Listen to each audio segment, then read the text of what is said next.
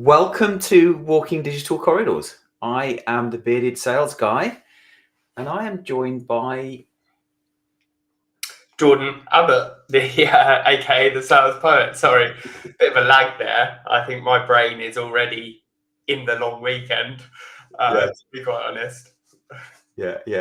I was just thinking, I don't like the green, Yeah, but I can't choose which to go for.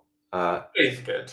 There we go. Look, okay, there's blue's good. Sorry, yeah. Let's. I think you and I, before we started, we said that we were a little tired. We're ready for the long weekend. Anyone listening to this in the US, I apologize. You don't get a long weekend. We get Friday and Monday off, which I'm really looking forward to. To be fair, I don't mean to burst your bubble. I can't imagine there's anyone that's woken up at 4 a.m. to join us this morning in the US. They may be watching it on repeat, of course. Yeah. Exactly. They may be watching it on a number of different platforms that we're broadcasting to: Spotify, Apple, Amazon, the bearded sales guy.social. Actually, it's just www.beardedsalesguy.social. So anyway, the topic this morning is lead measure or lag measure. So why don't you kick us off, Jordan? What do you think is the difference between a lead and a lag measure? Yeah, it's funny as you said lag. You got a bit of lag between the audio and visual. Did I? Yeah, so it's a good question. So in my mind, a lag measure is essentially the end goal. So it could be closed revenue, it could be number of net new logos added. They're the strategic objectives that we're driving towards. Now, the lead measures are the actions, the high impact activity, the levers that we can pull that will inevitably move us closer to achieving that lag measure. It's something. Sorry, go on. No. I was going to add something to your lag measure that you finish.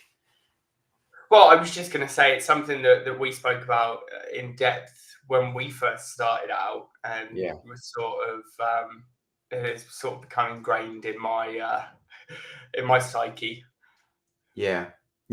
Well, so I would add to your explanation. Now I might be wrong, but the way I view a lag measure versus a lead measure is, like you said, it's the end goal, but also end goal. It could be a near-term goal, like number of qualified opportunities.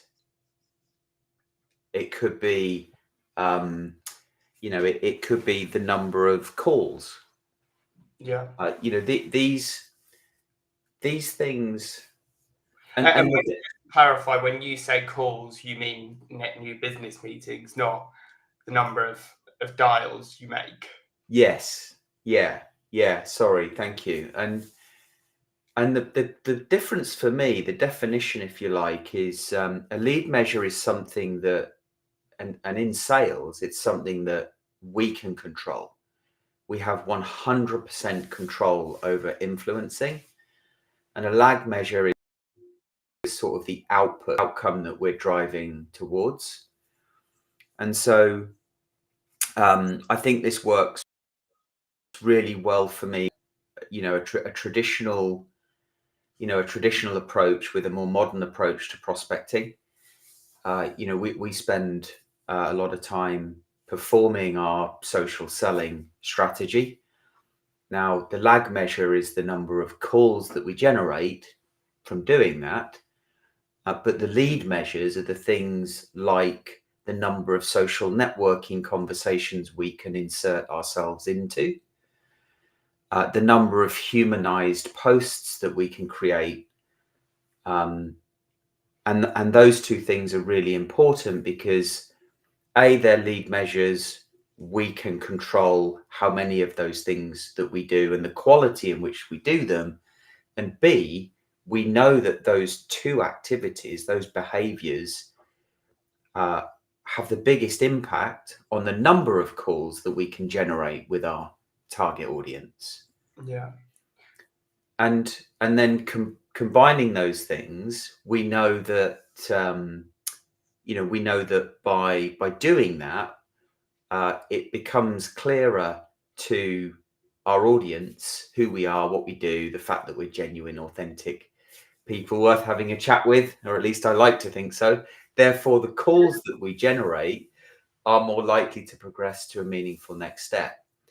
Now, for me, and I give you that as an example, for me, when I think about the buying process versus the sales process, this is something that has been very close to my heart for many years when I think about pipeline growth and scaling revenue growth, and actually defining what those stages are within the sales process that are more aligned to the buyer process that the buyer has to go through. So there are things like,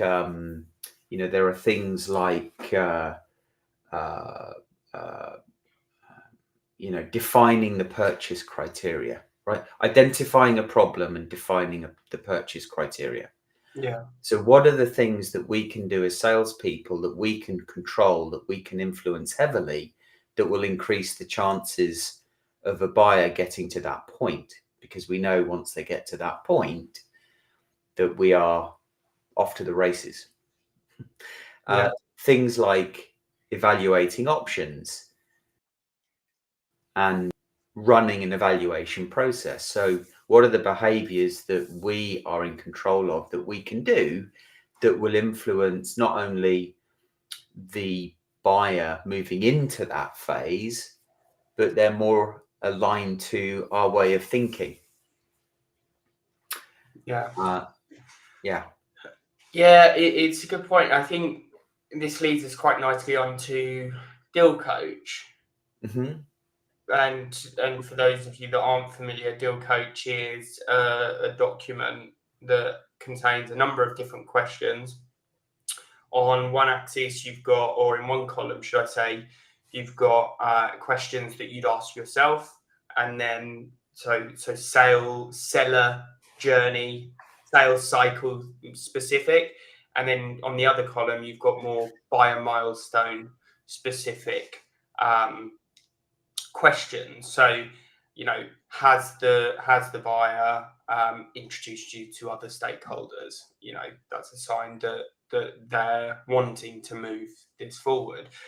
And obviously, in an ideal world, they're going to be as closely aligned as possible, because the buyer milestone acts as a bit of a trigger for an action that you can then execute upon in order to encourage or to guide the buyer through those various milestones that they have to complete when purchasing a software solution. Yeah. And there are a selection of those buyer milestones that will be the same for any purchase in any industry. Yeah. Where I think the tailoring comes in is where there's specific things that a buyer would need to do, for example, to quantify the commercial value, the differentiating commercial value of going with one supplier versus another. Yeah. And if they're not doing that effectively, then how can we expect the buyer to successfully build consensus internally? One of the hardest things to do in any purchase cycle, whether it's buyer or seller side. And so then the question becomes, what can the salesperson do to increase the chances that the buyer will complete that activity? Yeah. And once they've completed that activity, understood it, once they've understood it, positioned it effectively with those peers internally that they need to obtain support from to solidify a purchase decision. And there's so many of these intricate little things that need to be done throughout that buyer journey that the salesperson can influence. And where I think the magic happens for me is when we map that out and it becomes very clear in our mind what those behaviors are that the salesperson can do, those lead measures that on a daily, weekly basis increase the probability of making the sale. Yeah. Or increase the probability of having a conversation with their target audience, increase the probability of helping to define the purchase criteria, increase the probability of differentiating yourself, building consensus, and so on and so forth. Yeah, it's a really good point. I think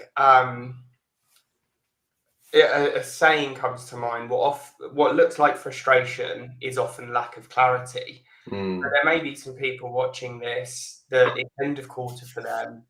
Maybe they haven't reached their number, and that number is a lag measure. That's Yeah. the end goal. But I think it's so easy as a salesperson to get so distracted by that lag measure, and because you may not have the process, the repeatable, the scalable process in place, that Yeah. when you don't reach it, you are frustrated. It's Yeah. not a case of, okay, let me look back at the all of my reporting, the actions that I've completed, the things that I've been doing throughout the various sales cycles. What am I missing? What lever haven't I pulled Yeah. that would have got me there? And I think to a certain extent, sales, or by and large, don't provide enough support for their salespeople. They don't have, maybe they've got, Challenger or Miller Hyman or Medical in place, but Well, they haven't necessarily mapped those buyer milestones and then aligned activities to it. yeah, I think there's a number of directions we can take this conversation. I'd like to take it in the direction of mental health for a moment. Yeah, because the Jeff Risley and the Sales Health Alliance produced the 2024 State of Mental Health in Sales report, and the findings in summary are that 70% of salespeople are suffering with poor mental health, which is up from the year before and the year before that. And so we are officially experiencing a mental health endemic in sales. And the number one issue, if you like, that is highlighted by salespeople is they feel like so 55% basically said they felt that they didn't have clarity and direction in their career path. And when I think about that, clarity and direction is critical when it comes to sales. And to your point, if salespeople, whether you're top of funnel, middle funnel, end of funnel, or even customer success, because customer success are now in this year's report, unless you have clarity and direction on the behaviors, aka lead measures, that you need to be driving towards on a daily basis, and you feel confident that they're going to lead to a positive commercial outcome for you and your customer, it becomes very difficult to keep doing the same stuff day in, day out. And so for me, I think, and I've found as a sales leader, it's critical to map this stuff out so that when you're coaching your team, you're coaching them to those behaviors rather than saying, it's the end of quarter, you need to get this deal closed. Your pipeline's low for Q2, Q3, you need to make more calls. You just need to get in front of your customer. Well, what is it that I need to be doing? And what support are you going to give me to increase the level of quality in which I do that thing? Yeah. And also in this same report, I think it was 91% of those 90, I think it was, I'm going to check it in a second, but 91% of those with good mental health or excellent mental health are top performers. Mm. And so, I think there's a lot that I think there's a lot that needs to be done in the industry, within the industry, to support businesses, to support leaders, so that they can define these lead measures, these behaviors, and coach their teams to them, because it seems at the moment that they're not, given the data in this report. Yeah, it's a good point. I think so. I think it was Adam post yesterday, Adam Gray, that shared quite a nice visual, and it was essentially, yeah, there are going to be peaks and troughs. That's inevitable within sales, but as long as we're moving in an upward trajectory in the long term, then that's all we can do, right? And I think by having that clarity over the lead measures, even when you are in that trough, you understand, okay, well, I've been completing these high impact activities to the level that I wanted to, and then it's a case of being accountable for yourself, right, as the sales rep. Okay, well, I've been hitting the numbers, so perhaps it's a quality piece. What can I try here that may influence further down? What are those other things that I can be doing outside of that defined process that's going to have a positive influence? So while I completely agree, sales orgs need to provide more support to their people, there is an accountability piece in the rep by having that visibility and then being able to signpost those areas where, okay, maybe I can try something different here. What can I do to test and optimize the approach?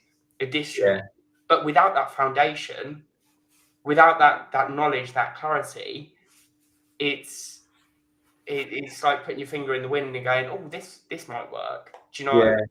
Yeah, and having that support and having the time. For me, that's a big one, is the time. You talk about the troughs. For many years, when I changed roles, the trough would be, maybe there was a region that was suffering and there was something that needed fixing, but the trough would typically be, time. It would be, actually, we need more time. The strategy is right. The lead measures are right. We need more time in order to get the nose off the ground and drive consistent performance. Yeah. Here's an idea for you. What's your view on trust? So level of trust between salesperson and prospect, or salesperson and customer, and relationship as lead measures. So I think it's an interesting thought, and I think it's something that really, we do need to be thinking more about. So I don't know if it was you that shared it, the Simon Sinek video, where he's talking about working with the Navy SEALs, and he was basically asked the Navy, how do you choose who goes on SEAL Team 6, the best, the best of the best? Okay. And they said to him that they basically drew a graph on the y-axis. It was performance. Yeah. So, number of successful missions, that can translate to your business, number of new meetings, amount of closed revenue, etc. And then along the x-axis, it was trust. Okay. And the way that they basically summarized it was, on the battlefield, performance; off the battlefield. So, do I trust you with my life? Performance. Yeah. Which I may do, but do I trust you with my money and my wife? Along the x-axis in trust. Okay. And the findings were that nobody wants that high performer, low trust, right? No one wants them on that SEAL Team 6 because it breeds a toxic culture. What Yeah. they'd rather have is a mid performer, but high trust, right? And then it got me thinking about the trustworthiness equation that Scott Noble shared with me. And there's a nice, and it comes from the Trusted Advisor book. There's a really nice summary. Which book's that? The Trusted Advisor by David Meister, Charles Green, and Robert Galford. And the trustworthiness equation is basically credibility plus reliability plus intimacy divided by self-orientation. And that doesn't mean much on face value, but in this summary, which I'll put in the comments, it sort of breaks down what each of those mean. It's definitely food for thought. Nice. The Trusted Advisor second anniversary, David Meister. That's the one, yeah. Cool. And it's in audio. Nice. Have you read it? I haven't. No, I've read the summary. Okay. I'll put the link to the summary in the comments. So just in case anyone does want to take a little look. Brilliant. With the direction of travel, the profession is moving, or should be moving as a result of what our buyers are wanting. Yeah. They're wanting trusted advisors. They're wanting guides. So trust should be a key metric for businesses. We just, we've got a ton of metrics that we measure, but nothing in relation to performance, that is, but very little in ways of trust. Yeah, I do find it astonishing. I think more so now than ever before, as buyer behavior has shifted so much, as we know, accelerated by COVID. And now we're living in a world where the zone of resistance is, a mile high, a mile thick, and it's very difficult to penetrate the zone of resistance. And if there is no pre-existing relationship, aka trust, it's unlikely the buyer is going to invite you into pitch, or maybe they invite you into pitch, but they're not going to buy from you. No. It's very difficult to build that trust in the purchase process, given that suppliers get such a small amount of time nowadays. Yeah, completely agree. But equally, when we're talking about shaping the evaluation and being able to influence that, if you're not on that day one shortlist, if you haven't had that relationship before the buyer's in market, you're not being invited in until they've completed between 62% and 90%. And it's highly likely they've already shaped that evaluation. They've built the purchasing criteria. By that point, it's too late. And we see from the HBR stats that 90% of B2B buyers will choose a vendor that was on their day one shortlist. And the more recent 6 Sense buyer report that found that 84% of buyers will work with the first vendor that they reach out to, that they contact. Yeah. And that's because they trust this person that they've reached out to. There's already that relationship there. And it then becomes that mutual journey, right? You're helping the buyer to build the business case, to shape the evaluation, to build the purchasing criteria. Yeah. Okay, well, let's. I'm conscious of time. Let's draw a line under this week's show, 25 minutes.